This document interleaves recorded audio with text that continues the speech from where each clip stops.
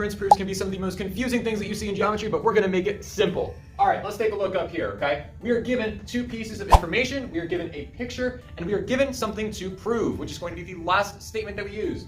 We are trying to prove that these triangles are congruent, or the same. So, the first thing we are always going to do is we are going to apply the given information that we have, and we're going to label our picture. So, our first piece of given information is that side AD is congruent to side CD. So that's going to be our first statement. AD is congruent to CD.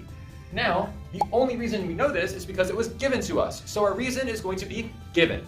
Now, I would always encourage you to label your picture using the given information and anything else you find.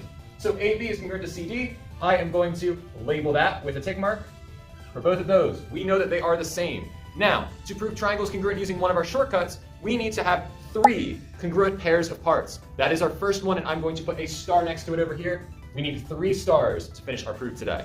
The next piece of given information is that AB is congruent to CB. Let's add that as well. I'm going to write this in here, and again, the only reason we know this is because it was given to us. So our reason would be given. This is the first of 3 proofs that we're going to do. This is probably the easiest one, right? We got a lot of given information. It's going to help us. Let's label over here, AB is congruent to CB. Now I'm using 2 tick marks now because we don't know that these sides are the same. So we use different tick marks for the different pairs. Okay, that is our second star. Now, we're out of given information. We got to find something else that is shared between these 2 triangles. And if we look at our picture, isn't DB a side for both triangles?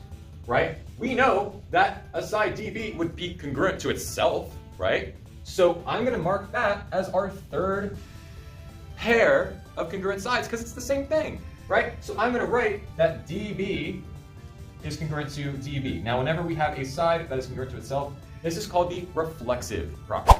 So my reason for this is going to be reflexive property. This is the only time we would use this is when we have either a side or an angle that is congruent to itself. Okay, so now we have our third star, which means we are ready to say that these triangles are congruent using one of our shortcuts. So now we are going to take this proof statement and shove it down into that last statement box. So triangle ABD is congruent to triangle CBD. Now, the reason is never going to be proved. We need to say how we know those triangles are congruent, and we know 3 pairs of congruent sides, which is going to give us the side congruence postulate. So I'm just going to write S to make all of our lives easier, and wasn't that so much easier since you watched this video?